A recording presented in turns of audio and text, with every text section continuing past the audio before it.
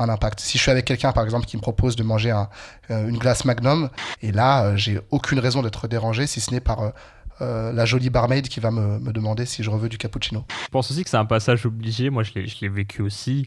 T'as un peu ce syndrome du petit con.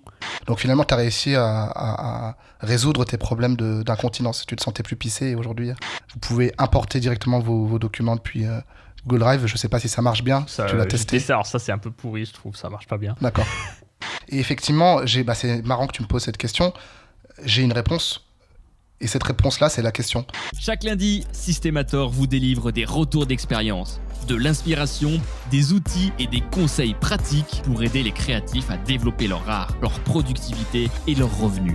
Vous venez d'activer le Systémator. Installez-vous confortablement dans votre nouvelle vie de créatif. Bienvenue dans Systémator, le podcast enregistré par deux mecs qui vous parlent de discipline après avoir bouffé 2 grosses glaces Magnum bien fat. C'est Seb et Wesley. Salut Wes. Yo Seb, salut à tout le monde. Alors, deuxième épisode, on va vous parler de l'environnement et de bruit ambiant. Donc c'est un peu au sens figuré, bruit ambiant, mais en gros c'est toutes ces interférences et conseils en vrac que vous pouvez recevoir de gens qui n'ont pas forcément compris votre défi du moment, votre projet du moment.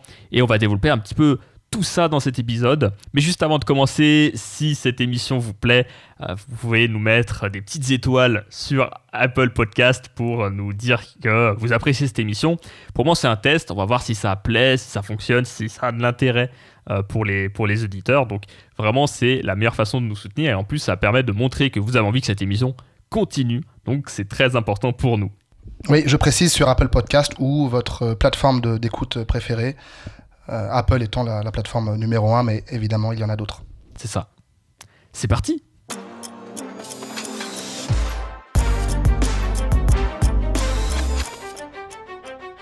Alors, on va commencer par parler d'environnement. Wesley, est-ce que tu peux nous introduire ce sujet et nous expliquer qu'est-ce que c'est ? Alors, l'environnement, c'est la somme des personnes qui nous entourent. Je vais dire personnes, et puis même, on peut parler d'environnement en termes d'espace aussi. Est-ce qu'on va travailler dans un espace qui est propice à la concentration et à la performance? Mais aujourd'hui, dans cet épisode, on va plutôt se concentrer sur la partie humaine. Il y a les gens qu'on va avoir dans notre cercle professionnel, et puis il y a les personnes qu'on va avoir hors cercle professionnel, hors boulot. Et il y a une citation qui dit que nous sommes la moyenne des 5 personnes que nous fréquentons le plus.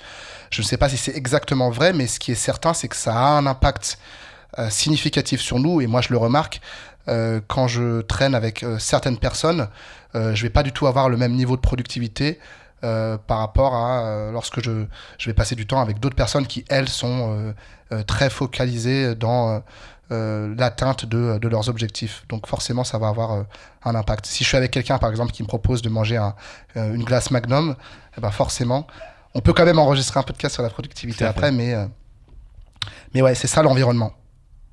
Toi, effectivement, tu nous as dit que ça avait eu un impact là-dessus. Comment est-ce que tu gères ça ? Parce qu'en fait, il y a ce truc qui revient aussi, qu'on m'a tout souvent dit à ce niveau-là. On ne choisit pas forcément les personnes qui nous entourent. Et qu'est-ce que tu aurais à dire par rapport à ça ? Ouais, comme on le dit, on ne choisit pas sa famille, mais on choisit ses amis. C'est pas facile, mais c'est fondamental de savoir faire la part des choses, à savoir concrètement poser ses limites. Par exemple, moi je suis hébergé là en ce moment à Lyon chez ma mère, et je dois l'aider parce qu'elle fait des travaux chez elle, donc voilà, ça prend un peu de temps, un peu de bande passante, et c'est normal, hein, c'est ma mère, je l'aime, et on s'entraide, mais c'est important aussi que je puisse lui dire écoute maman, là j'ai besoin d'être concentré pendant 3 heures, 4 heures, travailler pour un client ou sur mon projet d'album. Et je pense que c'est plus une question de la responsabilité de chacun vis-à-vis de notre environnement que l'environnement en lui-même. Forcément, si, je sais pas, autour de toi, tu as un proche, je le souhaite pas, mais qui est malade ou qui a vraiment besoin d'aide et d'assistance, ça va forcément te prendre la bande passante, et bah, c'est comme ça, quoi. Tu dois composer avec ça. Mais parfois, tu vas avoir des proches qui vont un peu abuser et qui peuvent se se passer de toi, tu vois ce que je veux dire. Et là, c'est important de mettre la limite en disant, écoute, on va passer du temps ensemble en fin de journée ou à tel moment, mais j'ai des créneaux qui sont sacrés et que je dois conserver. Et j'aime bien l'idée de bloc de temps ininterrompu, c'est-à-dire de vraiment, par exemple, aller bosser dehors, ça m'est arrivé de le faire, ou alors s'isoler dans une pièce à part pendant plusieurs heures d'affilée, et ensuite, quand on fait le break, vraiment changer d'environnement et là, aller vers ses proches. Je sais pas si je réponds vraiment à la question, mais tu as effectivement donc, cet environnement-là qui est un peu subi et on doit composer avec ça. Et puis après, il y a l'environnement qui est choisi. Là, c'est avec qui on va vivre en colocation. Moi, quand je vais retourner à Lisbonne, je serai dans ma colocation. Et je sais que là, j'ai beaucoup plus de maîtrise de mon temps et de ces variables environnementales, parce que il suffit que j'aille travailler dans un café, je vais payer ma journée. Et là, j'ai aucune raison d'être dérangé, si ce n'est par la jolie barmaid qui va me demander si je veux du cappuccino. Donc... ce qui est un bon environnement, du coup, propice au travail. C'est un propice au travail, ouais. Parfait. Mais du coup, c'est vrai qu'il y a sans doute que des personnes parmi nous qui nous écoutent ont ce truc un peu... Oui, mais malheureusement, je suis peut-être salarié, donc du coup, j'ai des collègues qui ne sont pas forcément dans la même mentalité que moi, ou j'ai envie de développer mes projets, mais ma famille ne me soutient pas forcément, ou... je suis tout le temps happé par certaines personnes qui sont un peu négatives et qui du coup ne vont pas forcément m'aider à se développer. C'est quelque chose, ouais. Est-ce que tu l'as vécu toi par exemple ? Absolument. Je l'ai vécu lorsque je travaillais en agence et lorsque j'étais en colocation avec un de mes meilleurs amis, mais qui n'était pas dans la même optique que moi. C'est-à-dire lui, il était vraiment dans l'optique rester dans le salariat et évoluer, et c'est tout à son honneur. Mais je me rendais compte que ce groupe de très bons amis, il y avait une fracture entre ce groupe-là et le groupe des entrepreneurs à Lyon, notamment toi, Sébastien. Et effectivement, je passais plus de temps avec le deuxième groupe. Ça ne m'empêchait pas de profiter aussi de temps en temps d'un match de foot avec les potes de l'époque, et qui sont toujours d'ailleurs aujourd'hui. Et lorsqu'on est dans un environnement de travail dont on ne peut pas vraiment s'échapper physiquement, une bonne manière de rester focalisé sur ses rails, c'est de consulter, de consommer du contenu. Lorsqu'on écoute un podcast, ça peut être le cas de celui-ci, ça peut être suivre une chaîne YouTube, écouter d'autres podcasts ou lire des articles, peu importe. On a quelqu'un qui nous parle, qui communique, qui échange avec nous. Et ça va avoir un impact évidemment dans notre évolution. Parce que, désolé, mais si tu passes, je sais pas, 1 heure ou 2 heures par jour à écouter des podcasts, que ce soit une personne ou de plusieurs personnes, ça va avoir un impact, ça a un certain coefficient dans ta journée. Par exemple, si tu vas avoir tes parents le soir au téléphone pendant 20 minutes et qui vont dire non mais qu'est-ce que tu fais, trouve-toi un vrai job ou tu devrais être carriériste, tu vas passer moins de temps au téléphone avec tes parents qu'à écouter le podcast. Donc forcément il y a ce jeu-là de coefficient. Donc le conseil que je donnerais très concrètement, c'est consommer le contenu qui vous branche, qui vous plaît, qui vous donne envie d'aller de l'avant. Et justement, ce que j'ai envie de faire avec toi, Seb, et avec vous qui nous écoutez, c'est créer un groupe, un environnement de personnes qui avancent ensemble, qui peuvent se rendre des comptes et qui peuvent vraiment échanger. Ça, je pense que c'est quelque chose qui manque, ou alors on va l'avoir typiquement lorsqu'on va acheter une formation. Il va peut-être parfois y avoir le groupe Facebook qui va avec, mais je trouve que très vite, ça se perd. Ouais, et il n'y a pas cette notion de vraiment amicale aussi derrière, on se sent comme dans une nouvelle famille aussi. Ouais, c'est ça, il y avait vraiment ce sentiment aussi d'être avec des personnes qui comprennent ce qu'on fait, qui on est. Et alors, effectivement, le contenu, c'est intéressant parce que c'est un peu ce truc ces dernières années, le développement de YouTube, du podcast, la personnalisation au final des médias et même des entreprises. Finalement, les entreprises ont un visage, les différents médias qu'on écoute finalement sont gérés peut-être par 1 ou 2 personnes, des équipes très petites, versus avant où c'était la télé qu'on avait en face, où finalement la télé c'est même de personnifier un maximum aujourd'hui, et ils ont du mal là-dessus forcément. Mais aujourd'hui, quand on passe beaucoup de temps avec certains créateurs de contenu, on a l'impression de les connaître par cœur, d'être leurs potes, alors qu'en fait, quand tu les rencontres en vrai, que tu fais « Ah, salut, ça va » et tout, et la personne, elle te connaît pas en fait. Et c'est même presque difficile à accepter parfois de te dire « J'ai passé énormément de temps avec cette personne-là, au final, elle me connaît pas. » Moi, je sais que c'est quelque chose qui m'a souvent un peu frustré là-dessus. Mais justement, l'autre point là-dessus, c'est que tout est souvent en nœud, c'est-à-dire que tout est connecté. C'est-à-dire qu'en fait, je pense le plus difficile, moi j'ai pas forcément eu la même expérience que toi parce que j'ai tout le temps été dans un environnement assez propice, je pense. J'ai vraiment pas eu vraiment de cas, je pense, en tête où c'était vraiment mon environnement vraiment pesait, ou mes amis pesaient ou autre là-dessus. Euh, Par contre, il y a ce système de nœuds, c'est-à-dire qu'en fait, comment est-ce que tu intègres, tu dois faire un switch à un moment. Tu dois faire ce changement-là où tu passes de l'environnement que tu as, qui n'est pas forcément le même délire que toi, à OK, il faut que je constitue un environnement qui va m'aider à réussir, qui va me permettre de voir d'autres horizons. C'est une des façons les plus efficaces d'avancer finalement. Et quand tu vas te connecter avec des nœuds ou à une de ces personnes-là, bah derrière, il va t'en faire rencontrer plein d'autres et ça va être beaucoup plus facile de créer cet environnement, de rencontrer ces gens-là.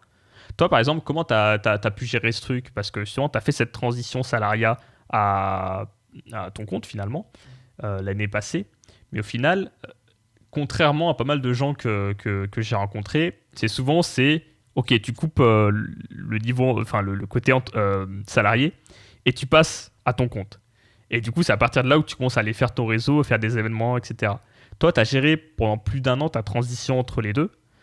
Ça devait pas être évident là-dessus. Et comment tu as géré un petit peu ça, jonglé un petit peu entre les deux?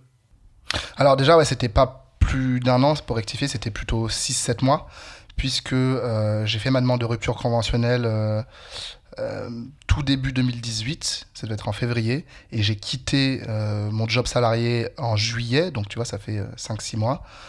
Et ensuite, je suis parti m'installer à Lisbonne fin août.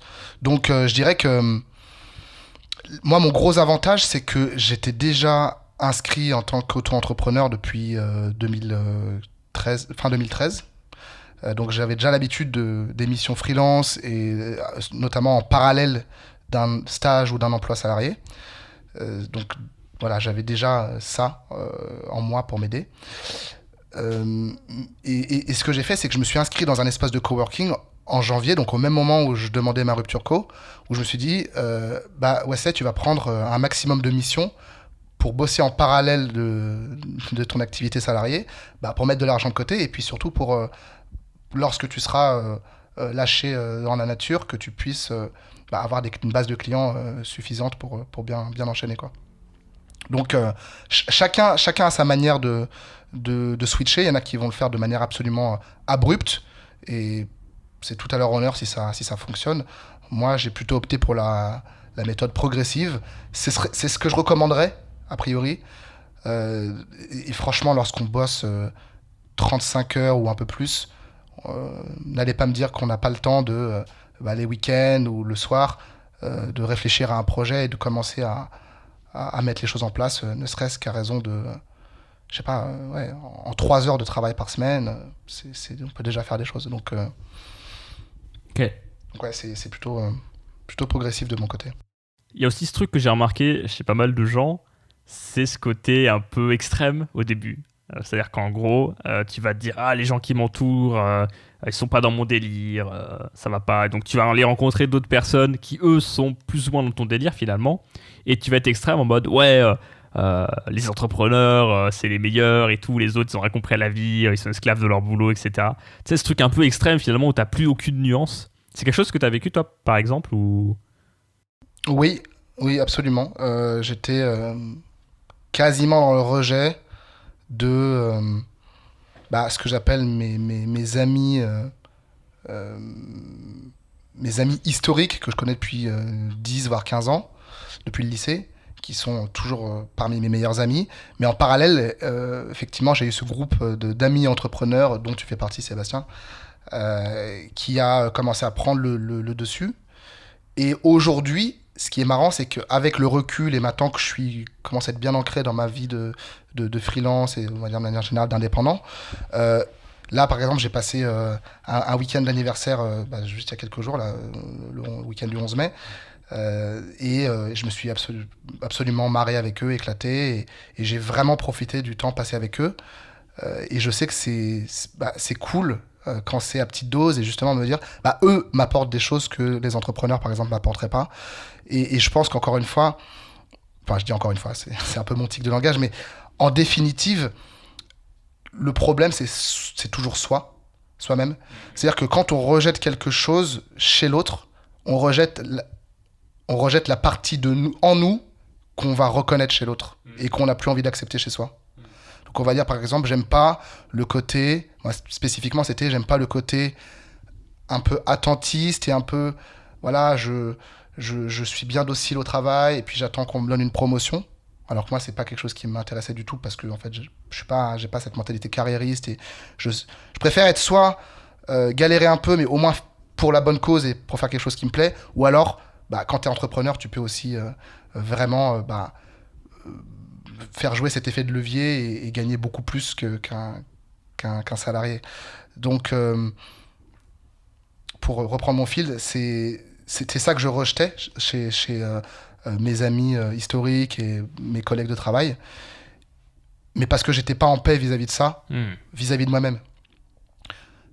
Et maintenant que je commence à vraiment l'être, c'est plus facile pour moi d'accepter que le monde est complexe et beau de cette manière-là, qu'il faut tout pour faire un monde, comme le dit l'adage, qui est pas si bête que ça finalement, et que fais ton job, fais ton truc à toi, fais en sorte que ça marche. Et n'essaie pas de convaincre tout le monde, il y a ça aussi. Beaucoup il faut faire ça, mais c'est ça le bon truc, c'est ça le bon truc. À un moment donné, par exemple, je voulais convaincre les gens que aller voter, c'était pas bien, ou à l'inverse, ça peut être qu'il faut aller voter. Peu importe les compartiments de vie, on a, je sais pas comment on pourrait appeler cette phase, mais on veut imposer son opinion plutôt que de faire son chemin. Et si on a des remarques, parce que j'en recevais parfois, j'essuyais quelques remarques, ah ouais, tu bosses, ou tu fais ça, tu fais ceci, tu fais cela, tu sors pas avec nous. Abusé, et en réaction à ça, j'étais un peu, pas forcément agressif, mais un peu dans mon coin. Donc je pense que c'est un passage obligé quand même. Ouais, c'est un passage obligé. Aussi, j'allais te poser la question, mais effectivement, je pense aussi que c'est un passage obligé. Moi, je l'ai vécu aussi.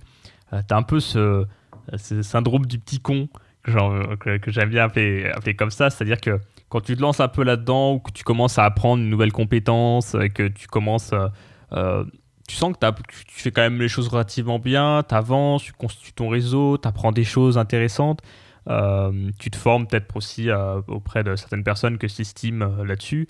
T'as un peu ce truc où tu commences à te dire ouais, je commence à peser, les autres c'est des losers, ils font pas comme moi. Et puis après, non seulement donc, tu t'intègres un peu cette sphère entrepreneuriale et tu te dis ah ouais, tous les gens qui sont autour de moi, c'est des vrais entrepreneurs, ils sont à fond, etc. Et après, même quand tu es une fois dedans, tu vas encore aller plus loin et exclure certaines personnes parce qu'ils ont peut-être des petits projets ou qu'ils ont moins d'ambition que toi ou qu'ils ont une vie plus simple. Et toi, tu vas dire non, moi je veux vraiment monter à Facebook ou autre, tu vois.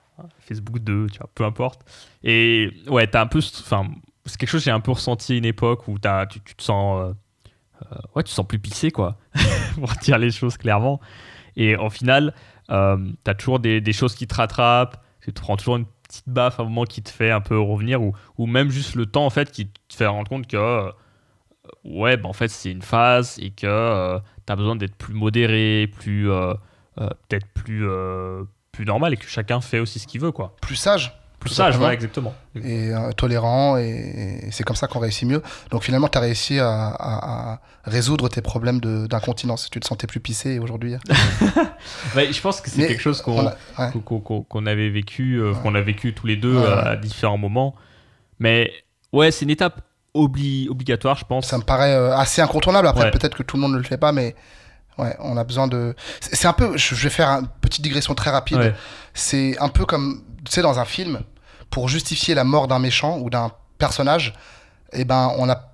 Alors, ça dépend ce qu'on veut obtenir. Si on veut faire pleurer les gens, peut-être que ça va être le personnage auquel tout le monde est attaché, que ce soit dans un film ou dans une série, mais on aime bien l'idée d'avoir un ennemi en tête, une personne à abattre. Ouais. Même en géopolitique, on le voit, c'est tel pays, c'est des méchants, c'est des terroristes, c'est des machins. Je rentre pas dans des débats. Et donc, c'est plus facile pour nous d'aller justifier ce qu'on va faire, soit à ceux entre guillemets méchant ou à ce pays-là ou et je pense qu'il y a un peu de ça aussi. C'est un peu comme quand un couple se sépare, tu vois. Parfois, ils ont besoin de se jeter des assiettes à la figure parce que ça passe mieux comme ça que de se dire putain, mais j'ai rien à te reprocher et on va quand même se séparer. Donc, c'est plus facile de diaboliser, je pense, la personne en face. Après, l'idée, c'est de passer outre, vraiment de dépasser ça et d'être en paix, encore une fois, avec soi et avec les autres. Et ça revient aussi ce dont on a parlé à l'épisode précédent, que au final, c'est l'exécution qui compte et que finalement, tout ça, c'est un peu du vent, quoi. C'est important, c'est quelque chose. En fait, c'est des choses qu'on va ressentir, mais est-ce qu'elles ont une véritable valeur dans le monde en fait, qui nous entoure? En fait, c'est ce que tu fais qui te définit et pas forcément ce que tu dis. En tout cas, dans le fond, je pense sur le long terme, ce que tu dis, effectivement, peut être rendu contre toi ou autre, ou cette histoire d'impression aussi que tu vas faire par rapport aux autres. Mais au final, c'est ce que tu fais qui compte vraiment, et c'est ça qui te fera avancer dans la vie, et pas forcément ce que tu dis. Et pareil, dans le syndrome du ticon dont j'aime bien parler, c'est t'as ce truc où tu te sens vraiment bon dans un domaine, alors qu'en fait, t'as pas fait tant de choses que ça dedans. Et voilà. Et après, t'as l'inverse aussi, t'as le syndrome de l'imposteur, où tu sais pas mal de choses, et au final, tu te dis, ouais, mais en fait, je suis pas assez bon, je suis pas assez légitime. Mais peut-être c'est des choses qu'on abordera plus tard. Je sais pas si ce dont on vient de décrire, c'est quelque chose qui touche tout le monde, ou si c'est quelque chose de plus masculin ou pas. Tu vois, je sais pas trop, alors, sans rentrer trop dans des sujets que je maîtriserai pas, mais un peu ce côté ambition où j'ai envie de dominer un peu mon environnement, tu vois, je sais pas trop. Ça peut être intéressant un jour à creuser. Et puis si vous avez un retour d'expérience à nous livrer, n'hésitez pas à nous contacter. Voilà, tout à fait, sur notre site systemator.tech. Deuxième chose qu'on voulait aborder, c'est le bruit ambiant. Alors c'est au sens figuré, hein, c'est une expression que j'utilise souvent personnellement qui décrit un peu toutes les choses qu'on va entendre à droite à gauche quand on s'entoure de certaines personnes, tous les conseils qu'on pourrait nous donner sur le tas, ou pas forcément des conseils, mais moi je suis en train de faire telle chose ou telle chose, et qui vont nous influencer et nous détourner du chemin qu'on se trace nous. Qu'on s'était tracé à la base. Tu vois ce que je veux dire? Du plan qu'on s'était tracé à la base, plutôt. Ouais, c'est un peu toutes ces interférences et tous ces bruits vraiment en anglais c'est noise, quoi. On parle d'ailleurs du signal to noise ratio, c'est le ratio entre le bruit ambiant et le signal qui va réellement apporter de la valeur et qui va être interprétable et applicable. Tout à fait. En fait, il y a ce truc à partir du moment où vous voulez avoir des résultats, il faut exécuter.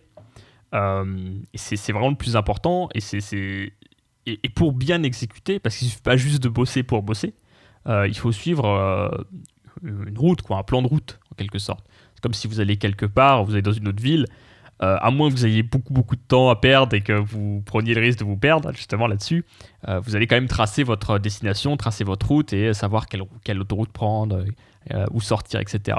C'est un peu l'idée. Et la difficulté, c'est vraiment ce côté...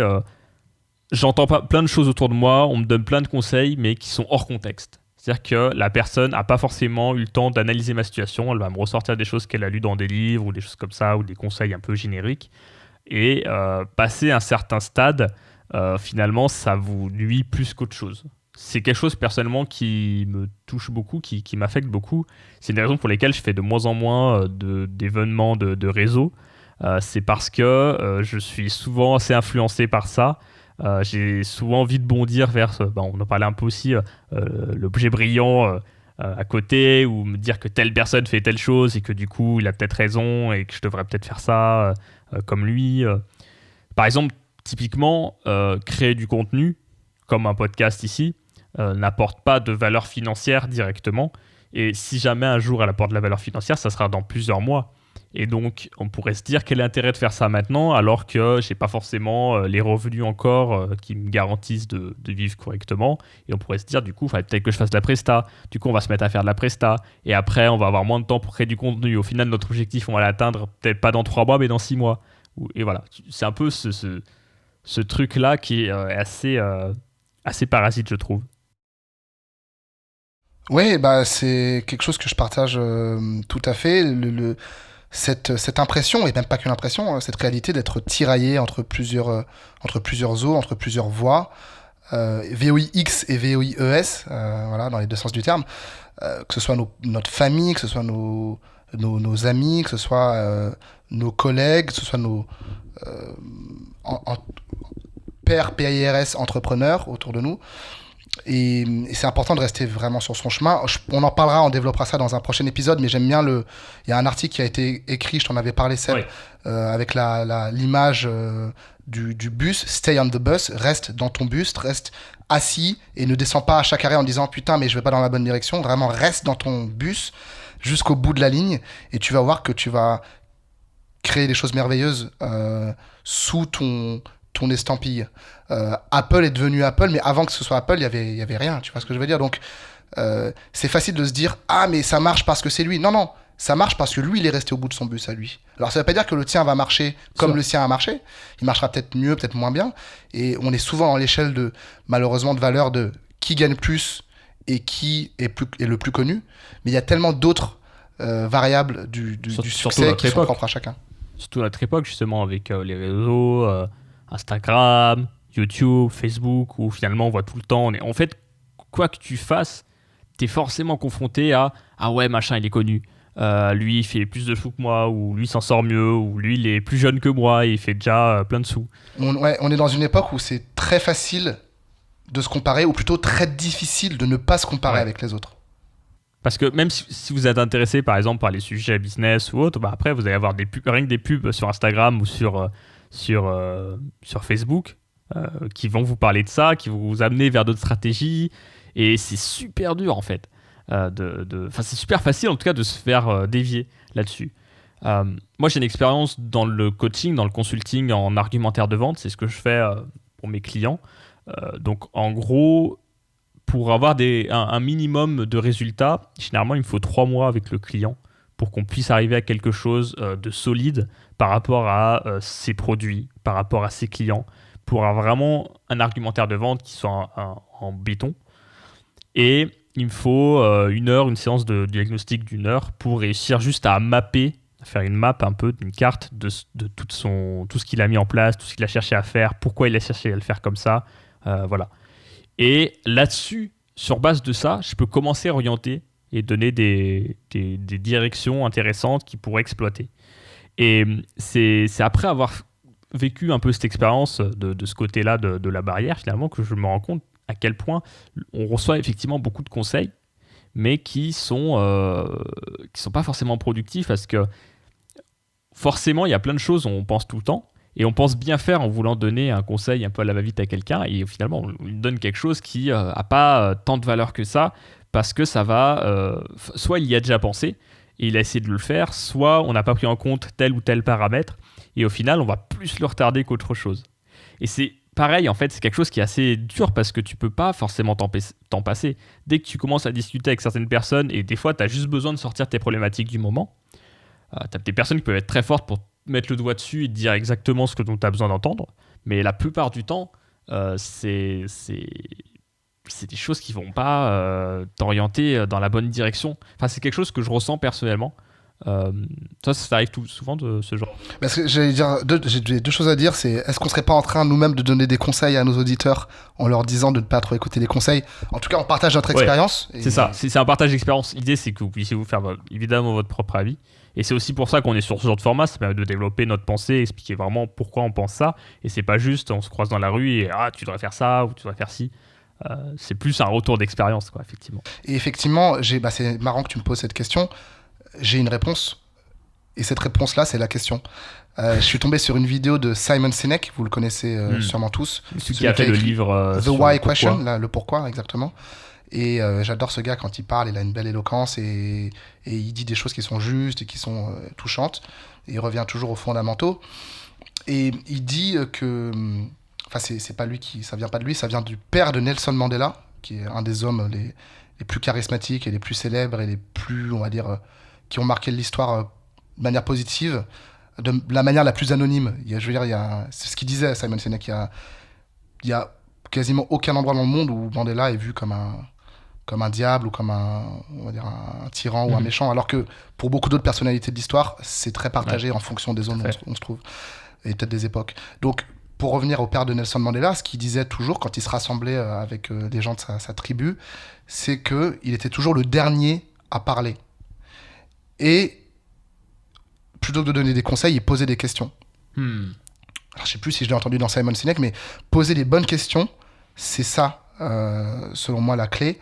C'est-à-dire que quand quelqu'un vous parle de quelque chose, moi, c'est ce que j'essaie de faire, quand quelqu'un me raconte sa vie, je vais lui poser des questions. Pourquoi est-ce que tu as essayé de faire ceci ? Pourquoi est-ce que tu as essayé de faire cela ? Plutôt que de tout de suite mettre son grain de sel, C'est sûr. pour comprendre l'opinion de l'autre.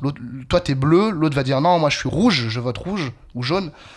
Ok, on n'est pas dans Koh-Lanta, mais ok, c'est quoi la valeur du rouge pour toi ? Ok, qu'est-ce qu'il y a derrière ? Ça veut dire quoi, ça, pour toi ?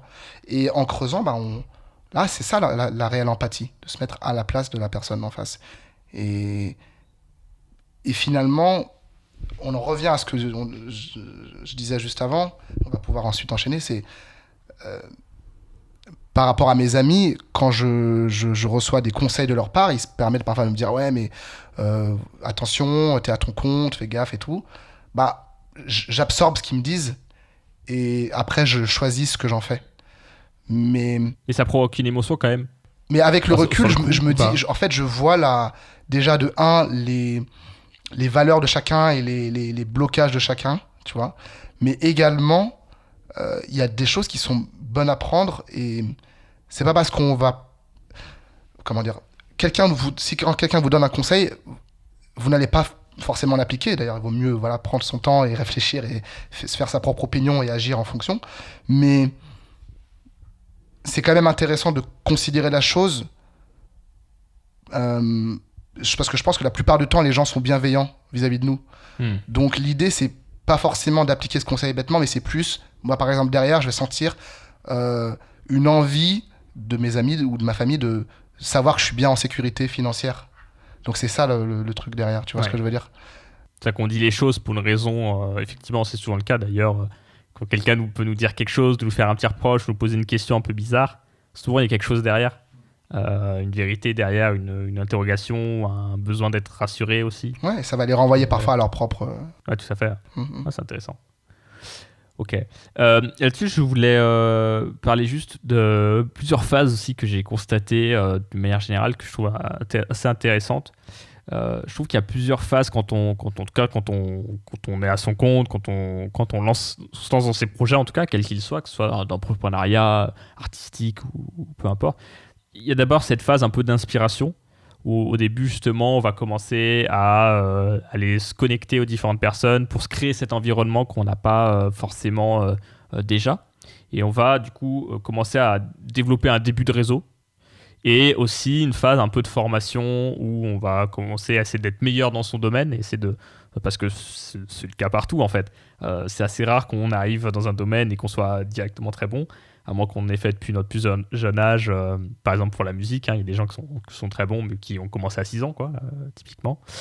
Et voilà, donc ça serait pour moi une première phase. Deuxième phase que j'analyse, c'est plus un peu la partie où il faut exécuter en fait. Il faut se plonger dans son truc, se faire confiance finalement, faire confiance un peu en ses jambes et se dire ok, je pense que ça peut être une bonne idée et je vais essayer de le faire. Et après analyser où est-ce que tu en es. Est-ce que ça a fonctionné au bout de quelques mois ? Est-ce que tu as réussi à faire ce que tu voulais, à accomplir ce que tu voulais ? Souvent, tu n'auras pas les meilleurs résultats du monde, mais tu as quand même ce truc où tu auras quand même appris des choses, fait quelque chose et tu auras quand même avancé.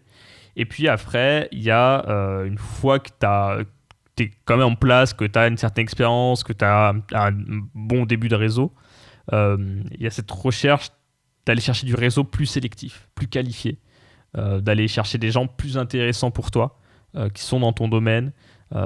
Par exemple, dans le milieu entrepreneurial, les gens qui sont en coworking, par exemple, donc en espace de travail partagé, il y a un abonnement par mois, une sorte de loyer par mois. Rien que ça trie pas mal de réseaux intéressants. Tu vas rencontrer plus facilement des gens intéressants. En tout cas, quand je parle intéressant, c'est pas juger la valeur d'une personne, c'est plutôt juger la valeur de ses projets, où est-ce qu'elle en est, elle, dans ce qu'elle veut faire et qu'est-ce qu'elle peut t'apporter, qu'est-ce que vous pouvez faire ensemble, plutôt dans cette idée-là, niveau d'avancée équivalent, quelque sorte. que faire n'importe quelle soirée où tu as beaucoup de personnes qui débutent et qui arrivent. Voilà. Je sais pas si tu es d'accord avec ça. Ouais, exactement. Et ça dépend de où en est chacun. Peut-être que vous nous écoutez, que vous êtes au tout début de votre remise en question ou voilà, au niveau de la première phase, j'ai envie de me lancer, j'ai envie de changer de cap de vie, par où je commence. Peut-être que vous êtes beaucoup plus avancé, peut-être que vous êtes même plus avancé que nous et que vous avez déjà une entreprise qui tourne et qui fait des millions et vous dites ok, si j'allais tuer un peu de temps en écoutant un podcast au hasard. Non, plus sérieusement, ça dépend vraiment du niveau où vous êtes. C'est-à-dire que je pense que peut-être ce besoin que tu as aujourd'hui, toi Sébastien, d'être avec des personnes sélectionnées parce que voilà, tu as payé un espace de coworking un certain montant et que de ce fait, les gens qui vont y être vont être plus sérieux parce que pour se permettre de payer ça, il faut qu'on rentre un peu d'argent. Donc, tu vois ce que je veux dire, il y a ce tri qui se fait naturellement. T'étais sûrement pas dans ce mindset il y a quelques années, ou voilà, il y a 10 ans quand tu as commencé, où forcément c'était tout nouveau pour toi et tu allais enchaîner soirée de networking sur soirée de networking et tu as peut-être fait ton overdose au bout d'un moment, tu vois. Mais même si je peux rebondir là-dessus, moi j'ai un exemple très concret, c'est-à-dire que là maintenant j'ai un coworking avec un bureau fixe que je paye tous les mois. Il y a un an j'avais un autre coworking. J'étais à l'Accordé, pour ceux qui connaissent, à Lyon, et le principe c'est qu'en gros tu payes à l'heure, donc tu as un plafond au bout d'un moment, mais du coup j'y allais quasiment jamais parce que je savais que chaque heure laquelle j'allais aller, j'allais être débité. Or là par exemple le coworking où je suis me coûte un certain montant, à peu près 250 € par mois. Si je fais le calcul de tout ce que ça m'a rapporté déjà, je suis 4-5 fois rentable en fait. Mais c'est des choses que tu ne peux pas estimer parce que tu ne peux pas estimer la qualité du réseau que tu vas faire, la qualité des contrats que tu vas signer, etc. Avant d'y rentrer. Puis c'est un peu aléatoire, ça dépend de ce que tu vas faire et tout ça. Mais dans les faits, c'est ce qui s'est passé. J'ai eu assez de missions pour être 3-4 fois amortir ce que j'ai payé ces trois derniers mois, quoi. Et donc ça, c'est super intéressant, mais c'est quelque chose qui fait vachement peur au début. C'est pour ça, si vous n'avez pas trop les moyens, ne foncez pas tout de suite dans un coworking tête baissée en disant c'est la bonne solution. Mais quand même, le fait d'être avec des gens qui sont entourés, qui ont déjà un certain réseau aussi, c'est assez intéressant. En plus, c'est un espace où on fait des liens, on sympathise, parce que ça aussi, c'est l'aspect, tu en as parlé un petit peu tout à l'heure, mais il n'y a pas que l'aspect dans votre domaine. Par exemple, tu vas pas, toi qui fais de la musique, tu vas pas aller faire des featuring avec n'importe qui juste parce qu'il est musicien plus connu que toi. Tu vas faire aussi parce que ça match, parce que ça fit, parce que c'est des gens qui t'intéressent, avec que tu aimes bien leur musique, tu aimes bien leur travail. Et ça, finalement, c'est presque l'une des choses les plus importantes, finalement, dans tout ça. Ouais, être en phase avec les valeurs des personnes autour desquelles on gravite, c'est important. Ouais. Voilà. Je pense qu'on a fait un peu un bon tour d'horizon sur ce sujet-là. N'hésitez pas à nous dire ce que vous en pensez. Vous allez sur systemator.tech, vous avez une partie contact et vous pouvez nous envoyer un message avec vos avis, vos retours. Et nous, on sera ravis peut-être de rebondir sur un prochain épisode sur ce que vous nous avez dit. Ça pourrait être assez intéressant. Voilà, si on a des grosses bêtises ou vous n'êtes pas du tout d'accord, ou voilà, n'hésitez pas à nous rectifier là-dessus. Sur ce, on va passer à notre prochaine section, mais d'abord, je vous rappelle les petites étoiles sur Apple Podcast qui vont nous aider si c'est un contenu qui vous a intéressé. Si vous voulez qu'on continue, eh bien, allez nous mettre un petit avis, que ce soit écrit ou des étoiles sur la plateforme que vous utilisez, mais notamment sur Apple Podcast, ce qui va nous permettre de définir s'il y a un engouement pour l'émission et ce qui va nous permettre de continuer. On arrive au truc de la semaine. Toujours ce magnifique nom. Et aujourd'hui, on va vous parler tous les deux de la même chose. On va nous parler de Wesley. De quoi on parle ? De Notion. Notion ? Alors, Notion en français, évidemment. Notion. C'est une... C'est quoi ? C'est une éprouvette où tu fais des expériences chimiques ? Pas tout à fait. C'est une application disponible pour ordinateur, tablette, tout ce qui existe, smartphone. Sauf Windows Phone. Comment on pourrait appeler ce type de plateforme ? C'est très proche d'Evernote, si vous connaissez, mais c'est un workspace. C'est comme ça que j'appellerais ça. Tu l'as bien présenté, parce que moi j'aurais dit genre c'est une appli pour prendre des notes, mais c'est vrai qu'effectivement ça fait beaucoup moins rêver. C'est un workspace complet. Si vous connaissez des outils type Trello également qui permettent d'organiser des tâches, de les suivre, de les catégoriser. Ça intègre des calendriers allégés, ça intègre effectivement de la prise de notes. On peut vraiment tout faire au même endroit, et l'avantage c'est que tout c'est centralisé, l'interface est très agréable. Je vous invite à tester, c'est gratuit, enfin il y a une version gratuite, après sinon c'est à partir de $4 par mois ou 4 € par mois, mais c'est vraiment rien pour tout ce que ça apporte. Même si vous avez l'habitude de travailler sur Google Drive, vous pouvez importer directement vos documents depuis Google Drive. Je sais pas si ça marche bien, Ça, tu l'as testé. Alors ça c'est un peu pourri, je trouve, ça marche pas bien. D'accord. Mais en tout cas, ce que je veux dire, c'est qu'on peut écrire des articles, par exemple, depuis aussi Notion. Après, à chacun de voir midi à sa porte et de l'utiliser pour ce qui va fonctionner pour lui. Mais c'est un outil que j'ai découvert là, vraiment. Ouais, on a découvert la semaine dernière, et on a envie de capitaliser là-dessus. Et d'ailleurs, on a écrit les notes de cet épisode sur Notion. On a notre propre carnet. Ça permet de bien découper aussi le carnet en sous-carnet. Il y a une vraie arborescence en fait qui est est assez intéressante, qu'on peut pas forcément faire sur Evernote. Moi, effectivement, j'étais un gros power user d'Evernote, quoi. J'utilise vraiment. Enfin, en fait, je disais souvent, quand je parle d'Evernote, je dis souvent si l'application ferme, genre, je suis au bout de ma vie, quoi. Genre, je perds vraiment toute ma vie, quoi. Au sens littéral. Donc, il y a tous mes papiers, il y a toutes mes notes de cours, toutes les formations que j'ai suivies, toutes mes inspirations. Enfin, j'ai des milliers et des milliers de notes dessus, tout trié, tout catégorisé. Et c'est vraiment c'est un cerveau numérique, quoi. C'est comme si j'avais téléchargé mon cerveau sur mon ordinateur un peu. Et l'idée, pour moi, c'est un outil qui est juste indispensable, les notes, et de bien l'avoir utilisé, de bien avoir intégré, peut-être qu'on pourra parler de ça dans un prochain épisode, mais de bien avoir structuré la façon d'écrire et de prendre mes notes, ça a vraiment tout changé pour moi. Ça fait plus d'1 an que je fais ça, et c'est incroyable. Et du coup, quand tu m'as parlé de ça, j'étais en mode, bon, ouais, c'est sympa, mais moi, je peux pas me permettre de changer d'outil de notes. Et tu m'as dit, mais en fait, on peut importer d'Evernote. Alors, c'est un peu buggé. J'ai dû le refaire plein de fois, et j'ai dû tout faire presque carnet par carnet pour que ça fasse. Parce que t'as trop de notes, mec. Hein? C'est parce que t'as trop de notes, je pense. Sans doute. Mais du coup, globalement, c'est bon, j'ai réussi à tout mettre. Et effectivement, c'est vraiment top.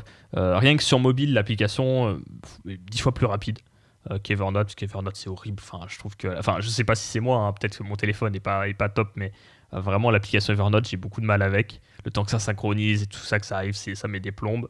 Et là, c'est chouette, c'est beau, c'est vraiment bien fait. En fait, ça remplace plein d'outils en un. Je parlerai d'un autre outil peut-être la prochaine fois qui fait un petit peu ça aussi, que j'aime bien. Mais l'idée, c'est effectivement, tu peux importer tes Trello, tu peux importer pas mal d'informations, tu peux y mettre des calendriers. Truc bête, mais j'avais tendance souvent, pour faire des plannings éditoriaux, j'avais souvent tendance à créer d'autres calendriers sur Google Calendar. Le problème, c'est qu'à chaque fois, ça te met des notifications, c'est chiant à gérer, t'en as partout, c'est illisible, etc. Et t'as pas forcément envie de voir ça tout le temps. Et là, tu peux vraiment gérer ça comme tu veux. L'intégration type Trello est super bien faite. Enfin, vraiment, tu sens que le logiciel, ils ont bossé dessus. Tu sens qu'ils ont été vachement malins aussi. Ils ont bien compris l'exigence des utilisateurs. C'est-à-dire que, par exemple, moi, ma friction numéro 1, c'est de pas pouvoir exporter tout ce que j'ai d'Evernote à Notion. Et du coup, les gars, ils ont pris l'API d'Evernote. Ils ont fait, bah voilà, si vous voulez transférer, si vous êtes d'Evernote, bah, vous pouvez utiliser notre outil, ça fonctionne quand même. Mais ils ont dû s'arranger, je pense, entre eux quand même, non? Ah, je pense pas, hein. Je pense pas, parce que, enfin, t'imagines le truc. Alors, je sais pas, après, faut peut-être voir, peut-être, ça se trouve, c'est peut-être les mêmes personnes qui l'ont créé, mais ça m'étonnerait. Parce que Evernote, je vois, quand tu le demandes, ils disent, voulez-vous donner accès à Notion? Oui. Ils sont, enfin, tu vois. Et parce que c'est un système d'API. Ouais, d'accord, ouais, c'est comme ça. C'est le marché, hein, après, tu vois. Voilà, c'est ça. Et au final, c'est génial, quoi. Ça fonctionne super bien. Et en fait, ils font tout pour que tu puisses utiliser vraiment la solution. Quand tu importes tes notes d'Evernote ou que tu partages sur les réseaux sociaux, tu vas gagner des crédits qui vont te permettre d'avoir l'option payante, et du coup tu peux payer presque 1 an, je crois, c'est vrai, sur Notion, gratos, j'ai pas creusé juste autant. en faisant ça. Enfin, c'est super cool. Tu peux vraiment très très bien organiser tes notes. Tu peux mettre des emojis sur tes carnets de notes, et du coup tu les repères directement. C'est exactement ce que Et ça donne envie de bosser de ouf, quoi. On est pire que des Apple addicts, hein, là. Non, mais c'est clair. Et puis, pareil, t'as aussi la possibilité. Le problème avec Evernote, en fait, c'est vraiment ce côté... déjà, entre Windows Et macOS, c'est pas la même application, quoi. Je sais pas si t'as déjà un peu utilisé sur les deux, mais elles se ressemblent pas du tout. Je préfère carrément sur Windows, je trouve qu'elle est plus ergonomique sur Windows, même si elle fait plus vieillotte. Et sur Mac, elle fait plus moderne, mais il y a plein de trucs qui sont chiants sur Evernote. Par exemple, tu veux pas compiler, rassembler des carnets directement, les glissant les uns sur les autres. Ce qui n'a aucun sens, toutes les applications font ça, tu vois. Et t'es obligé de passer par des menus, de gérer le truc et tout. Enfin bref, c'est assez terrible. Et là, c'est cool, quoi. Notion, ça marche de la même façon sur tous tes devices. C'est beau, c'est bien fait, ça donne envie de travailler. Ouais, franchement, il y a tout ce qu'il faut, quoi. Donc, vraiment, on vous le recommande. Même en plan gratuit, il y a pas mal de choses intéressantes. Et bon, il y a 2-3 trucs qui me posent un peu souci. Par exemple, les pièces jointes ou les images sont pas hyper bien gérées. Tu peux embed, par contre, des vidéos YouTube sur tes notes. C'est-à-dire qu'en gros, tu peux faire play sur tes notes directement. C'est trop bien. Donc, non, vraiment, l'outil est vraiment cool. Donc, merci Wesley pour la découverte. Et j'approuve totalement, alors que je suis quelqu'un très sceptique sur les outils de notes d'habitude. Merci pour l'ouverture. Voilà. Vous cliquerez sur notre lien sponsorisé pour télécharger. Non, je ne sais pas, on rigole. Je ne suis même pas sûr qu'il y a ça. Mais on vous mettra tous les liens dans les notes de cette émission si vous voulez aller voir cet outil.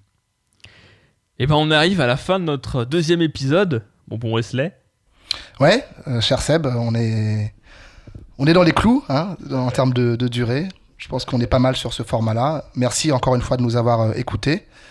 On remet un petit coup d'appel à l'action pour les étoiles ou... Ouais, tu veux le faire? Est-ce que tu veux le faire? Eh bien, si vous avez kiffé cet épisode et le précédent, nous vous invitons à participer à la suite de sa diffusion en nous mettant 5 étoiles ou la note de votre choix sur la plateforme depuis laquelle vous écoutez ce podcast, que ce soit Apple Podcast ou tout autre outil. Parfait, bravo. Incroyable. Et ben écoute, merci Wesley. On se retrouve dans l'épisode 3 tout de suite. Étant donné que c'est les 3 premiers épisodes, on a balancé 3 d'un coup. Donc il y a un 3e épisode qui est disponible tout de suite. Et si vous ne l'avez pas écouté, il y a le premier épisode aussi. Il y a des gens qui aiment bien commencer par la fin ou pas forcément par le début. Si tu regardes Game of Thrones, ça peut être problématique. Ouais, tout à fait. Ou même pas mal de séries en fait. Mais ouais, voilà. Donc rendez-vous tout de suite dans l'épisode 3 et on vous dit à très vite. À tout de suite.